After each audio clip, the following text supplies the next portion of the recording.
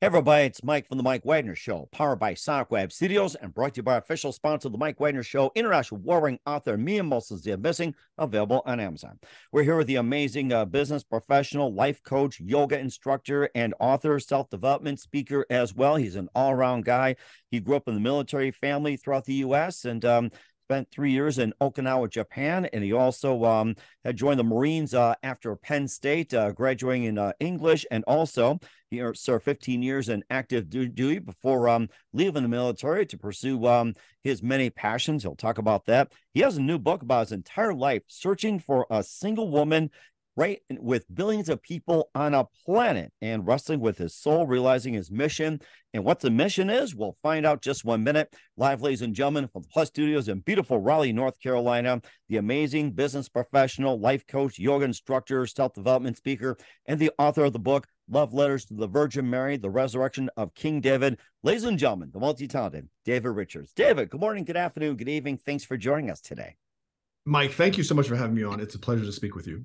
Well, it's great to have you on board, David. So you're a business professional, life coach, yoga instructor, self-development speaker, and author. You grew up in a military family throughout the U.S. You've spent on many military bases. You also spent 3 years in Okinawa, Japan. You joined the military after graduating from Penn State, majoring in English. You served 15 years in active duty. And you also have a new book about your entire life searching for a single woman on a planet with billions and billions of people. We're not referring to Carl Sagan, by the way. Wrestling with the soul and realizing your mission with bringing the nations of Abraham and bringing heaven and earth together and coming to terms, basically who you are in the book, Love Letters to the Virgin Mary, The Resurrection of King David. Also, a couple of books, so Whiskey and Yoga, The Lighthouse Keeper with Purpose in Mind. Before getting to all that, David, tell us how you first got started. Well, thank you, Mike, again. So growing up in the military is a very unique kind of lifestyle. And for me, I never got used to being in one place too long, even though I put my effort into my friendships and relationships. As I developed kind of an understanding of what life was going to be like, I got very creative because I realized relationships broke every 2 or 3 years, and that was just very challenging. And as I grew, I kind of began to resent the fact that we were moving because of the Marines, and that was costing me friendships.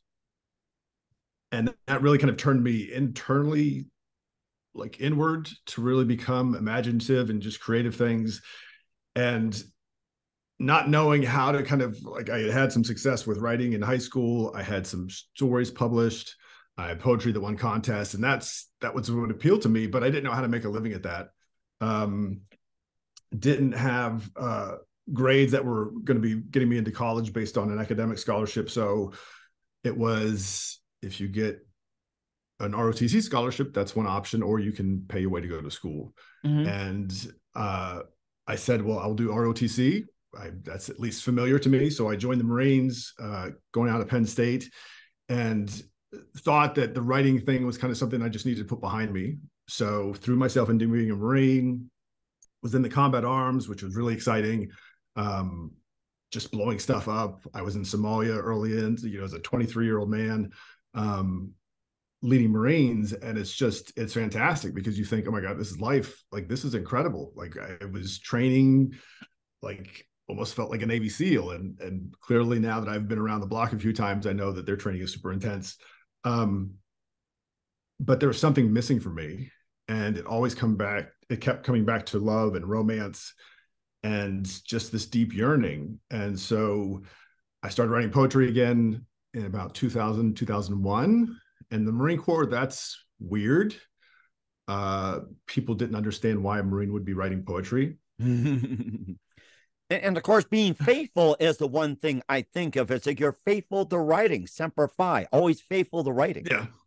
Yeah. Well, and that was a big part of it. And so I got inspired. I had a boss who painted. He was this awesome New England police officer. He'd been a street cop up in Boston, and now was in the Marines and the military police.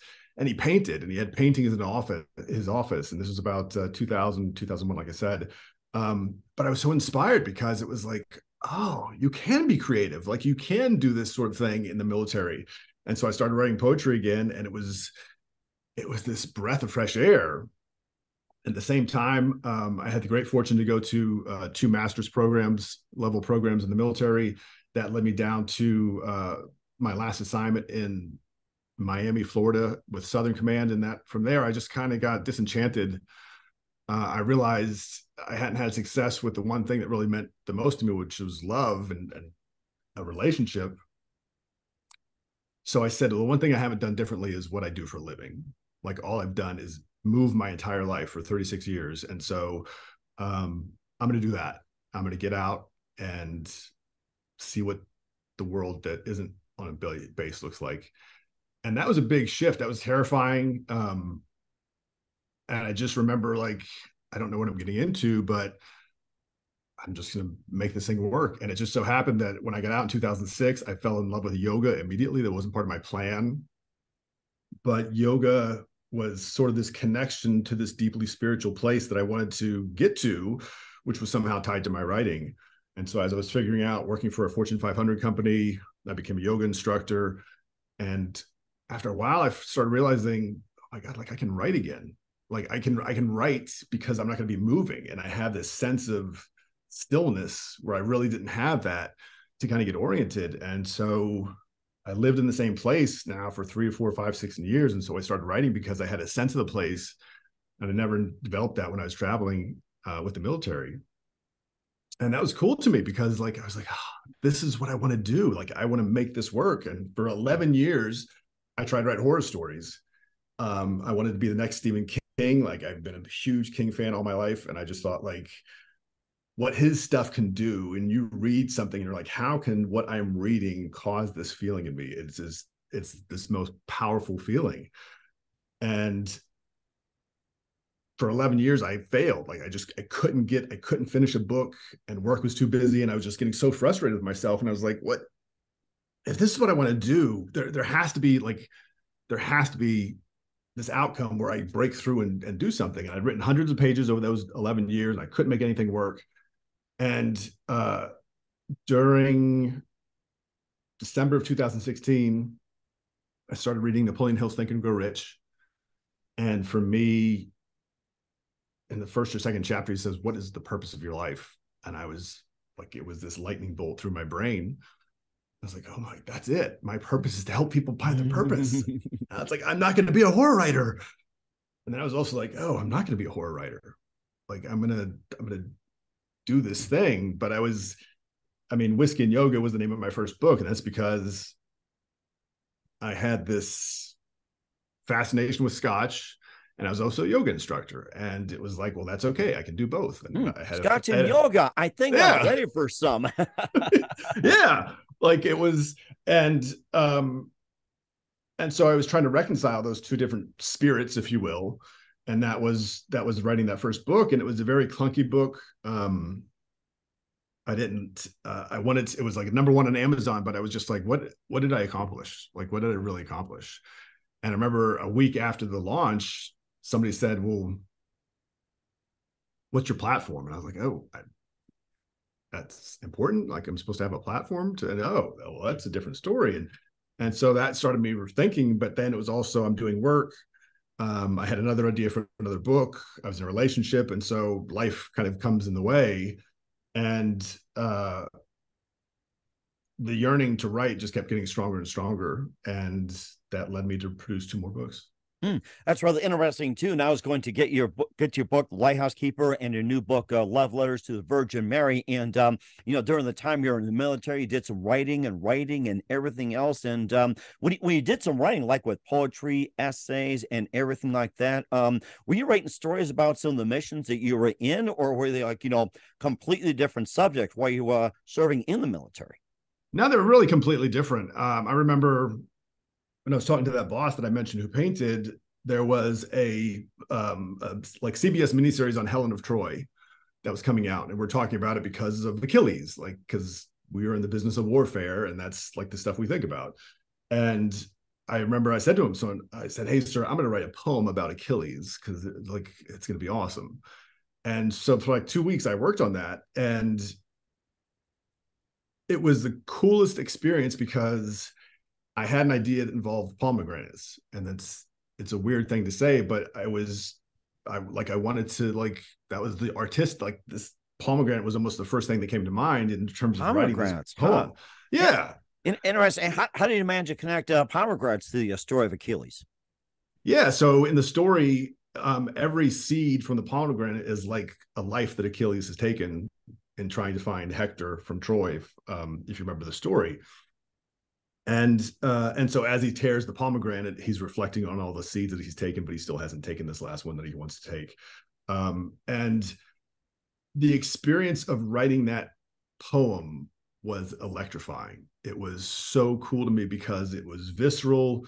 There was passion to it, and that's what excited me. That kind of got me back into it. And I just, for the next probably 6 months, I was just on this poetry writing spree, but it was all, none of it was outside of Achilles. There was nothing that was military related. Like, it wasn't about what I had seen in Somalia. It wasn't about being in the Middle East. It wasn't about what it was like being a Marine. It was all just like, again, a lot of it was like sappy romance poetry about seashells on the seashore kind of stuff. But that's what was calling to me. And so that was a very interesting split to have in the Marine Corps, where it's very macho and poetry is not something that people think about. That's really interesting. You mentioned about being in Somalia, the Middle East, and also some other places as well too. What was your favorite or most challenging mission that you were on? What was the one mission that really stood out for you? The biggest one would be landing in Somalia at the initial launch of Operation Restore Hope in 1992. I was 23 years old and had been in the Marines at that point for about 18 months. I guess a little bit, maybe 2 years, but really young, didn't know a lot about the world, had trained obviously intensely over those 2 years to get ready for being in the Marines. And as I got out of training, I found myself moving to a unit that was already in training to go overseas. And so we went to, I was in the Pacific in San Diego, and we left in October of 1992. We went to Hawaii. We went to Okinawa, Japan for maintenance. We went to Singapore and Thailand, and then we're supposed to go to Australia. Or at some point, we're going to go up to Kuwait and do some training, and then Australia. And we got past Thanksgiving, and they said, we're not going to Australia. We're going to Somalia. And we started planning on, okay, we're going to do an amphibious landing, which the last amphibious landing that the United States had done was in the 1950s in the Korean War. And so that's pretty intense. And then because I was in the artillery, which is these really big guns that blow things up from really far away, normally I wouldn't be ashore with the initial landing force because artillery doesn't usually come on until a few days after, once the place is secure and we can bring vehicles and things on shore. But because that wasn't going to happen, I was going to become a part-time rifle platoon commander. And so I was using skills that I'd learned 12 months prior, going through basic officer training. But now I was going to be doing that exercise that we'd never trained for, we'd never rehearsed, and ended up going into Somalia the morning of December 9th, 1992, setting up a roadblock outside the facility, outside the airfield at Mogadishu International Airport. And we started confiscating weapons from people trying to get in the airport. And we were there for 2 months, but just the apprehension and the fear I felt the night before we were going to land, because what we had told was there were going to be 1,000 armed Somalis at the beach. And you like get into bed at 8 o'clock because you're going to get up at midnight to go for the landing. And they say, like, go to sleep, but you could be shot at in the next 16 hours or so. And so you're not going to be like, you're thinking about that, and you just realize you're to a place where, like, bullets don't discriminate where they go. They just go and they hit people and people die, and you still have to go on and do these missions. And that was intense just to reconcile. And then, of course, we landed, and there weren't armed Somalis. It was all photographers and cameramen. If you go back on YouTube, you can still see the landing that was filmed, which was pretty funny. But then we got into Somalia, and we were there for 2 more months, and it was lots of patrols, some foot patrols, some vehicular patrols. Initially Somalis were really happy to see us. And then if you've ever seen the movie Black Hawk Down, I remember watching it. Yes. Yeah, those events took place in October of 1993, so almost a year after the initial landing. But they were happy for a while, and then I think as they started to understand what we were trying to do, they didn't like that as much, and so the tension started to build, and obviously that led to the events. But that for me was, I mean, that was kind of the razor's edge, so to speak.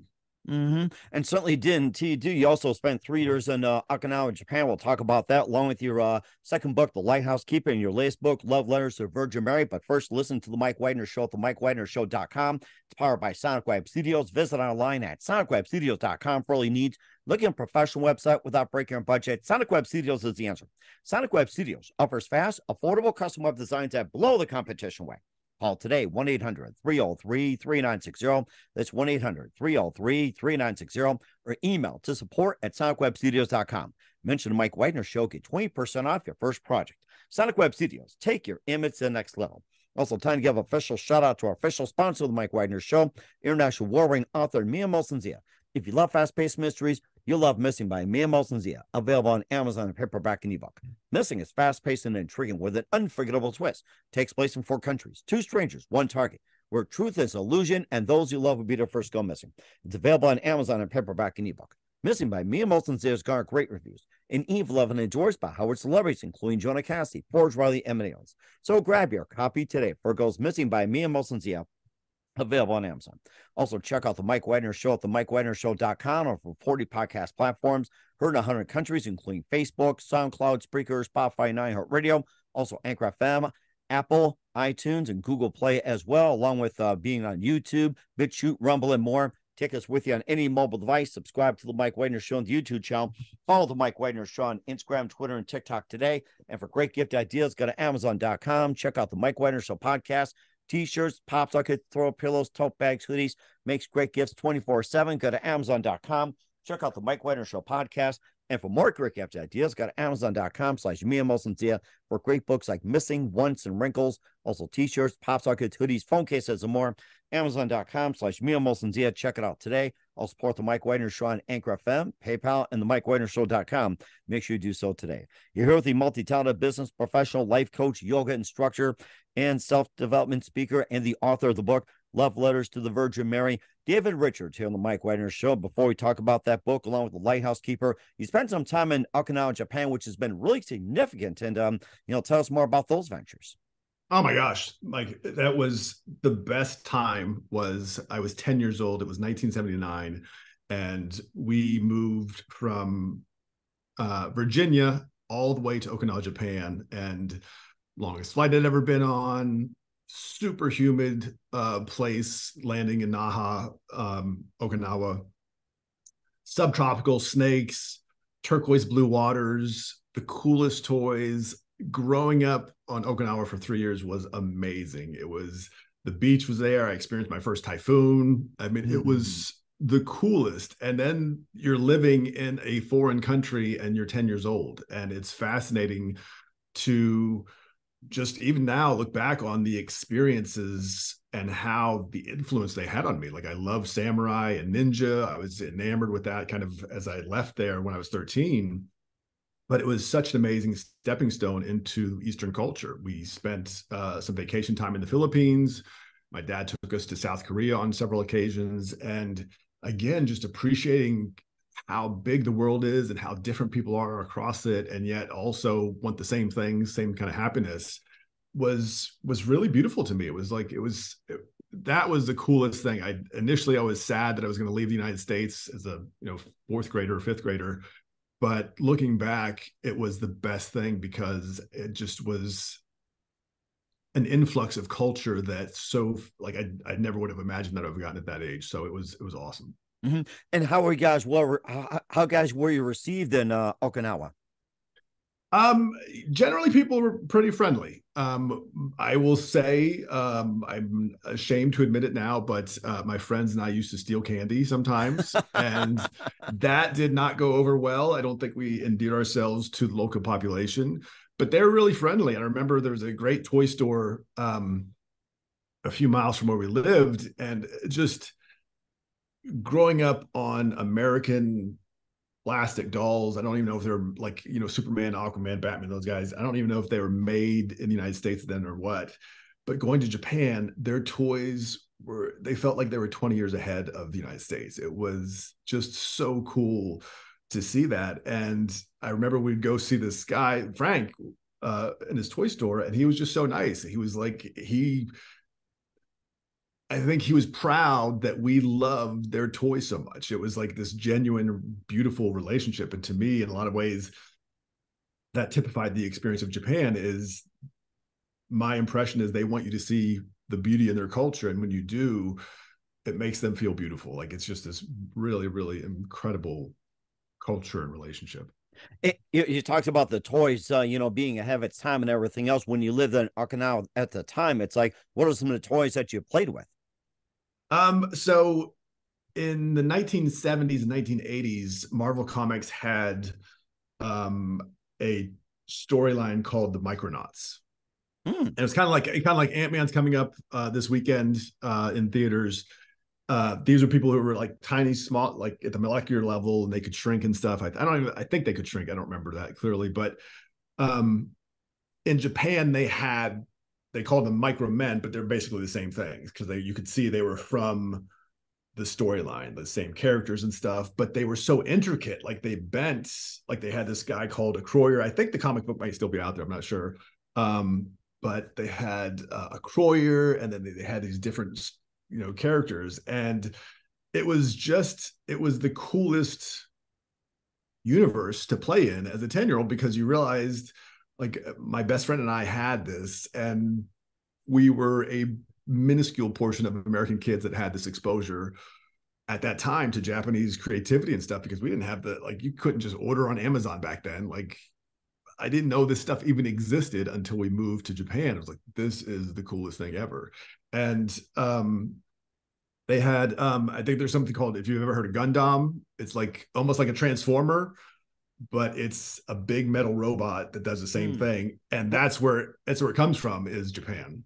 You say it's a Gundam? Yeah. Gundam. Okay, I think I'm familiar with it. It's like, Yeah. I somewhat follow Transformers, somewhat Yeah. don't. And I think my boys had followed it. And I think that's starting to ring a bell. It's a Gundam. So it rings a bell now. Yes, that's it. Excellent. Yeah. So, and that was the other thing too, is they had Japanese style of art. So there was one American television channel we had. And I remember this is, it just makes me laugh because when we got home from school, the only thing that was on was General Hospital. And so if you're a soap opera fan and you want to get caught up on the Quartermains and Luke and Laura, that was the sweet spot. Like, I saw the whole Luke and Laura thing play out because at some point I got into that because there was nothing else on TV. But my best friend and I would either watch Star Wars, because he had it on Betamax before, like when VHS and Betamax were challenging or competing. And we would rehearse it so we knew the whole thing. So he was always Luke and Obi-Wan, and I was always Darth Vader and Han Solo, and we would go through the entire script and we'd pick B characters and stuff, but we would just do that over and over again. And then we got away from that, and it got more into like just being outdoors. I mean, just being outdoors in Japan was so cool, but you just saw it everywhere. And on TV, they had the Gundam like animated show, and it was so fantastic because the artwork was just different. It was just different from what you saw in American cartoons, and it just made it so much more powerful because you appreciated there was a different way to draw things or a different way to build things. And it was just, it seems so routine and obvious now to say that, but as a 10-year-old kid, that was like a new equation. You're just like processing that this isn't like back home in the United States where everywhere we go, we can see the same toys, whatever they are. These toys are completely different, and they're unique because this island isn't huge. So it was pretty cool. That sounded really cool indeed too. You talk about some of the storylines you were involved in, everything else. You created your own storyline, which is the second book, The Lighthouse Keeper, a story of mind mastery, talking about responsibility and adventure. And tell us more about the second book and what inspired you to write it. Yeah, so I had the idea as a yoga instructor. I owned a studio for a little bit here in North Carolina, And then I just taught mostly at the gym because it did a lot of weight. There was no overhead and I didn't have to worry about it. And I had a full-time job anyway. But I would go to class thinking about how can I get people coming to my class to think differently about how they view the world. And people get so caught up and so busy, and especially with social media today, people are checking their smartphones, 100 times a day, every 10 minutes or something, we're checking our phones. And I wanted to kind of wake people up. The whole thing that I loved about yoga was the idea of stillness. And then instead of just reacting to your environment constantly, you can start to be conscious and shape what you like, how you perceive the world and what you want to see. And that was a really beautiful and elegant discovery for me. And so I would go to class and I would say sometimes, like, your life is a movie and you're the director and you've got camera A and camera B and you've got sound. And what are you focusing on? What are you making your life? Comedy? Is it a drama? Is it an adventure? Is it romance? And then one day I went and said, your life is like a lighthouse. That's your mind is a lighthouse, or an ocean. Your mind is an ocean. That's where all your memories are. Everything you've ever said, every person you've ever met is in this ocean. And your awareness, or where you place your attention, is a lighthouse shining in the ocean.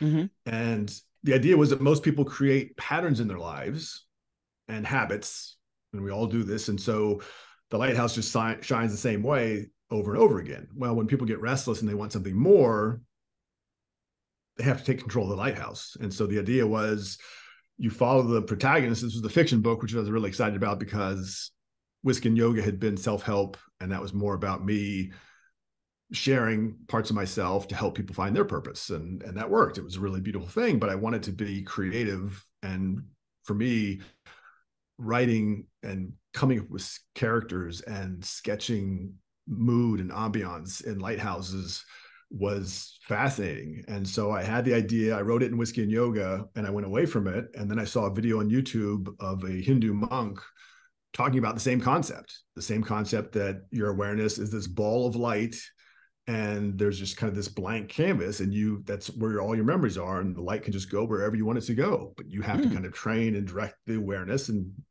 be conscious of where you're placing your attention instead of always responding to what you're afraid of. You start to focus on what you want and what you desire. And it was really cool because it turned out to be a good story. My writing was much better the second time around. The fact that I was writing fiction and could create intriguing characters and just the claustrophobic feel of the lighthouse was so cool to me, because it was like, how do I convey this in words and make people feel it? And the feedback I got was really, really great.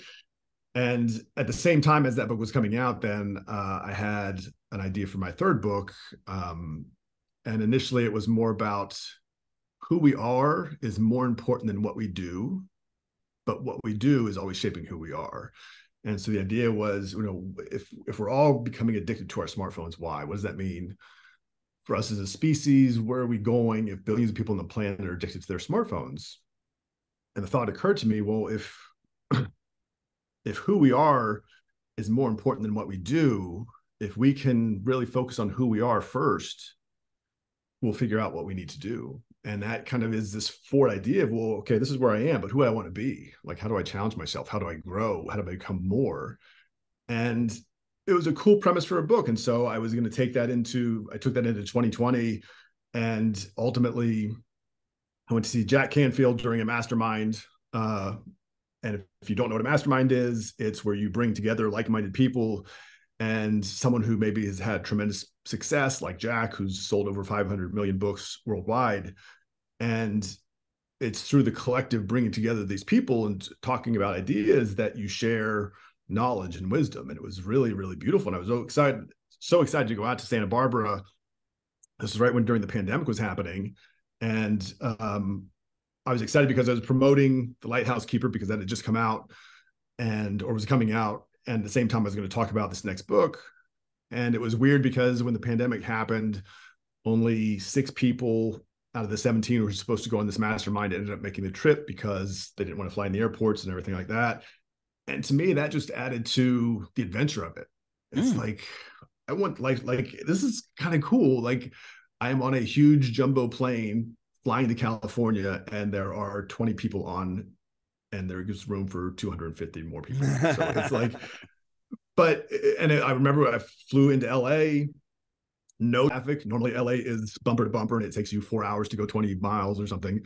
But it took me 90 minutes to get to Santa Barbara, and I talked through the book there, and then also talked about this other book and what that was going to be. Oh, that's rather interesting too. And of course, going on adventure as well too, looking for that single woman out of a billion people in love letters to the Virgin Mary. We'll find out more about it with David Richards. Listen to the Mike Wagner Show at the MikeWagnerShow.com, powered by SonicWeb Studios, and brought to you by official sponsor of the Mike Wagner Show, international warring author Mia Molson's The Missing. We'll be back with author David Richards of Love Letters to the Virgin Mary after this time out. We're back with the author David Richards of Love Letters to the Virgin Mary, the Resurrection of King David, here on the Mike Wagner Show. And David, you led a really amazing life as we adventure through, going through military, going to college, also working, and also whiskey and yoga, the lighthouse keeper, and come across with Love Letters to Virgin Mary, the Resurrection of King David. And of course, actually searching for that one woman out of a billion people in a planet. How'd you get started on that one? So in October of 2019, I was exiting a relationship, and it was more of the like, oh, this happened again. Like, it was just kind of the story of my life. I just hadn't had success in relationships, and it was frustrating. And at the same time, I appreciated the growth. Like, I published my first book, Whiskey and Yoga was coming out, and I was really excited about that because it was ultimately about me growing. Like, at first, I wanted the recognition. Like, when Whiskey and Yoga came out, I thought I solved world hunger. I was like, this is fantastic. I am going to change the planet. And then someone's like, no, you're not. What do you stand for? Who are you? Like, what is this? And that just caused me to go deeper. And it was really getting me to look at my life instead of looking at the stuff going on around me and trying to assign responsibility for my actions to someone else or to some other circumstance that was beyond my control. I wanted to I was taking a step towards owning who I am and accepting who I am. And so I exited the relationship. I was proud because The Lighthouse Keeper was coming out in a few months. This third book, I was going to call it Being, Being. And it was just cool. I was like, oh, this is going to be good. And I went to the mastermind with Jack Canfield, and I came back from that, and I did a guided meditation with Dr. Joe Dispenza. If you're familiar with him, Dr. Dispenza's work is phenomenal. It's just really cool what he's been able to teach people about the quantum universe. Like, he's done it in a very scientific way that has produced extraordinary results. And so I wanted to do meditation. I had this very beautiful experience, and that kind of happening right in the beginning of a pandemic was like this most surreal feeling. I was like, okay, this happened. I went to a pandemic. I'm going through a pandemic. I was out with a person that I've never met before. And he gave me this really odd advice, because the last thing when I was doing my time, when you go to a mastermind, you sit in the hot seat, and that's where you pitch your idea to, in this case, Jack Canfield. And I was telling him, about the Lighthouse Keeper, and I was telling him about my relationships and just this quest for love and wanting to be something more. And Jack gave me some advice. And then at the end, he said, you've got a year. And I was like, what does that mean? What? Got a year? And I was like, okay, interesting. And that weekend, I was on Instagram, and I saw a picture of a woman in a black dress standing in a field of wheat. And it immediately reminded me of the movie Gladiator. Yes, that was a good one. Yeah, if you've seen that movie. And so, like, even though I had this idea for Being, and it's who we are is more important than what we do, I'm like, I'm working this picture into the story. Like, I am working this picture into the story. And it was just like, the picture to me was so beautiful. I saw this possibility for a story instantly. And so I'm like, that's it. And then it really became, as the pandemic intensified, we went through the rest of 2020 into 2021. I was like trying to figure out, what is this story? Like, why do this woman, I've never seen someone so beautiful. And like, how do I describe this? And ultimately, I came up, but after 2 years, I figured out what the title was. And for me, that was the key I needed to unlock. Okay, now I get to write this book, because for me, the title is the first outline of all my books. And I've known the title before I started writing. And I was just like, I want to capture this. And it's like, this sounds super gushy and romantic. And it kind of is, because like, I'm like, I want to capture the story and tell this woman how beautiful I think she is. And that's like, that's kind of been my whole journey to life, is how deep a love can I find to really be able to express. And Love Letters to the Virgin Mary is what came out.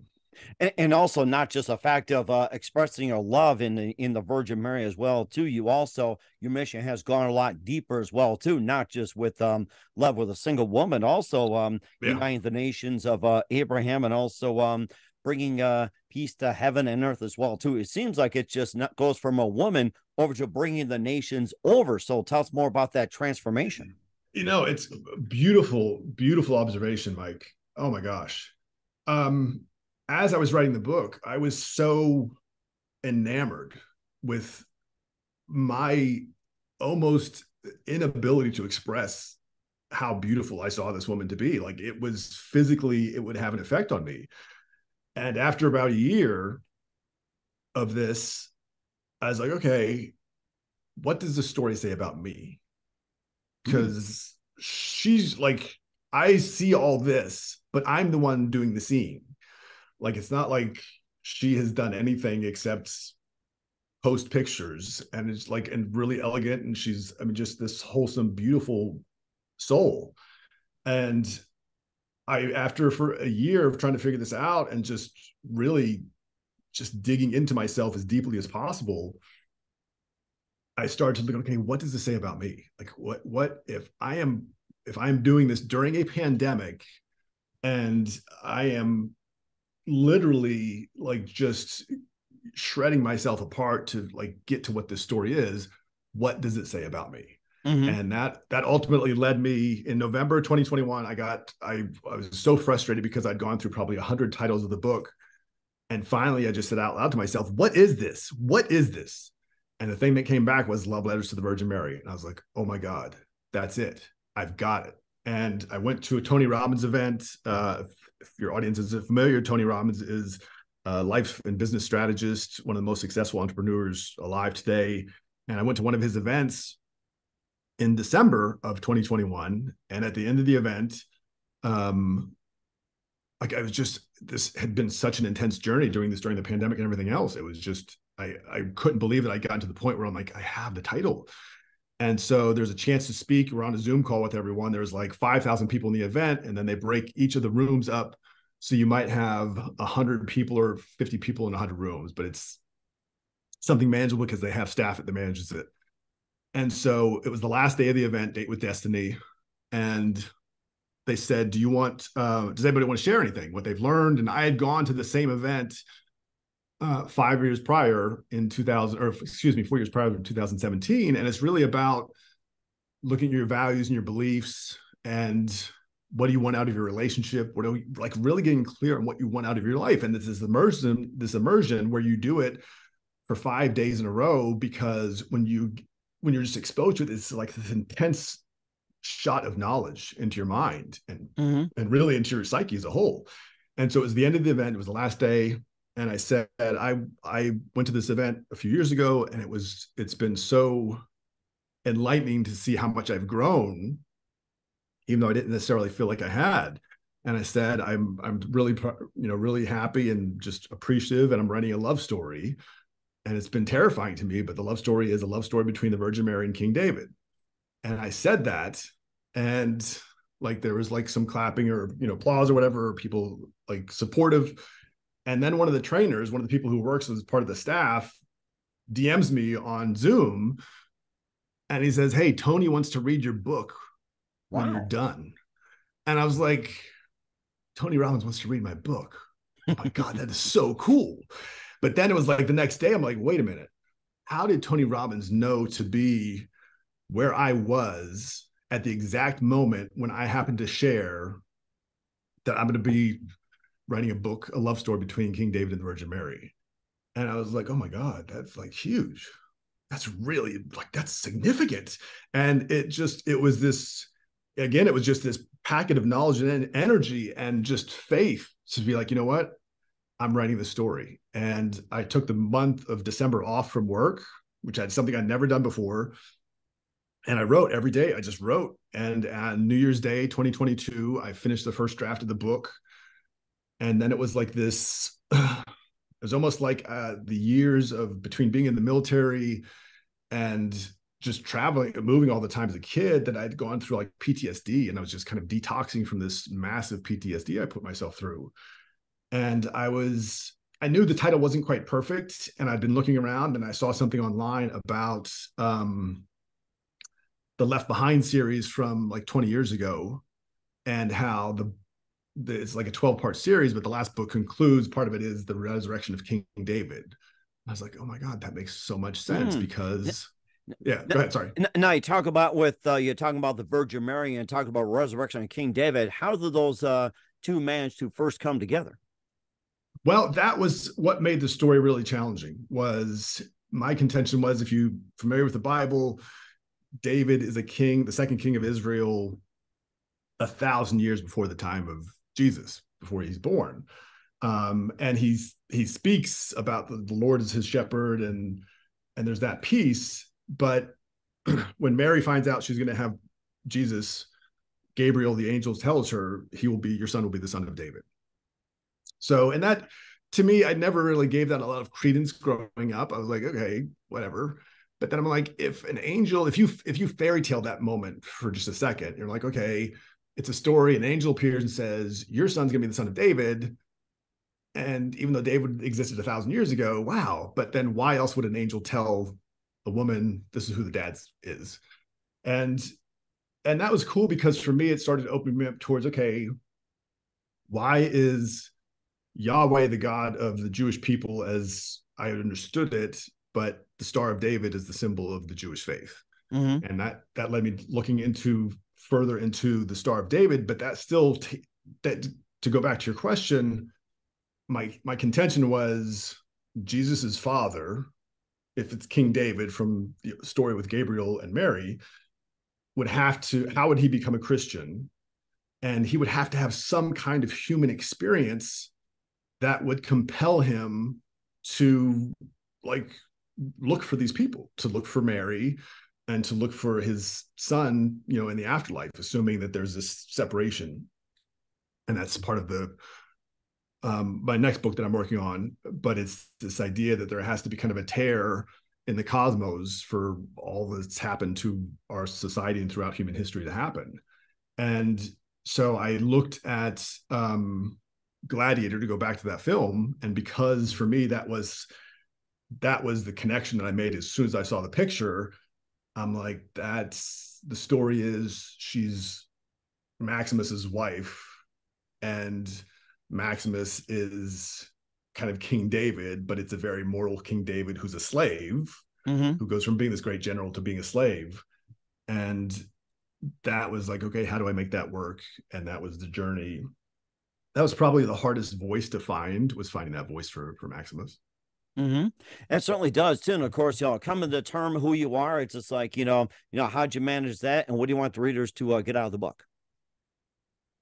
We all have this beautiful gift inside us. It's our imagination. And our imagination, if we let it be unguided, it will take us to terrible places, because we can look at the news, and the news can tell us that, this is happening bad, that's happening bad.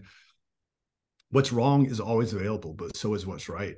And if you really want to transform your life, you have to understand and believe that all you need is inside you right now. And it's just a question of how beautiful do you want to see the world, because ultimately that's something that you'll reflect inside yourself.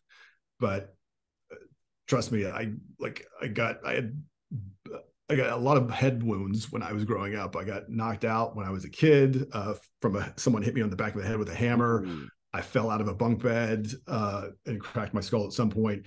But here I am, and writing for me now has become this beautiful, beautiful gift, because once you understand the power of the imagination and just to see what beauty you can create, we all have that ability. We all have it. We all express it in different ways. Some people do painting, some people do journaling, some people do music. There's so many different ways to express it. And it doesn't have to be writing, but we all have a passion and a purpose that is so much deeper than we oftentimes give ourselves credit for. And that is a journey that we all have to go on. That is a journey of faith. That is a journey that takes courage. But the gift is you get to give something really beautiful to the world because you're giving a part of yourself and doing it in the most beautiful way. And ultimately, that's the whole purpose why we're here, like, is to just tell a beautiful story and do so in such a way that people like want to be a part of it. Like, they want to contribute their part of the story. And that's ultimately, if I can leave any message with your audience, that's really what this book is about. Is this is a book that we all have a chapter in, and it's just, how do you want to tell yours? Mm-hmm. And certainly great chapters indeed. Looking for that as well, David. And where can we find your book and all your works at? So I'm at davidrichardsauthor.com. I'm also on Instagram at davidrichardsauthor. And then it's lifting the hammer, on Facebook. But those are my social media tags, and happy to connect with people.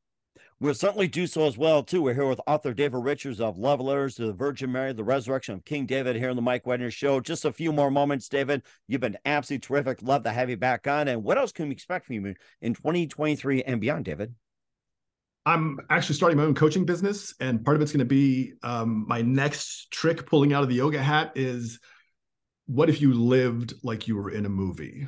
And what I mean by that is not that you've got the directors and everything else, but what if you could realize that all the power you need is taking the lead in your own life means you get to choose your supporting cast, you get to choose your soundtrack, but you also have to be really clear on what you're trying to accomplish. Like, who do you want to become in the future that has a nicer house or a bigger boat or a nicer car or gives, more money to charity because they can? Like, who wants to live that life that is available to each and every one of us? And so I'm working on a program right now, Live Like You're in a Movie, that is going to come out this year.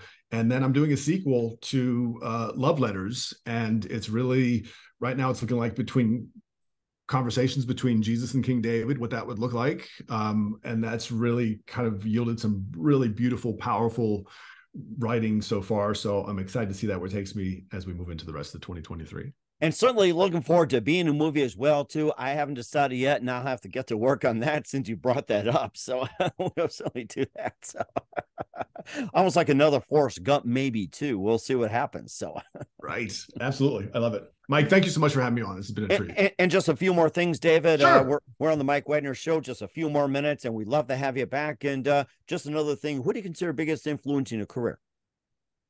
Oh my gosh. The first person that comes to mind is General Christmas. So Lieutenant General Christmas was a United States Marine, and he was in Vietnam way back in the 60s. And there was a 90-day siege where a Marine infantry company was isolated from other units atop a hill, and they were surrounded by North Vietnamese soldiers for 90 days. And they had limited water, they had limited food. And General Christmas came to us when I was a Marine at Parris Island, South Carolina, and we were training recruits to become Marines. And I first heard that story when he came to give what we called professional military education. So he came to visit the base, and the officers in our unit were all able to gather together in a big meeting room. And he talked about what the siege was like and what he learned about himself and what he learned about his Marines, and how in that 90-day window, all that mattered was just the few seconds in front of your face. And every morning he talked about how they would start to raise the American flag on top of the hill. And as soon as they did, the North Vietnamese would start shelling them. And how they'd run out of water, so they'd have to dry shave, which isn't really pleasant, especially with the razors I'm sure they had back then. But to me, I just looked to that, hearing that story, and I had a chance to work with General Christmas later on in my career.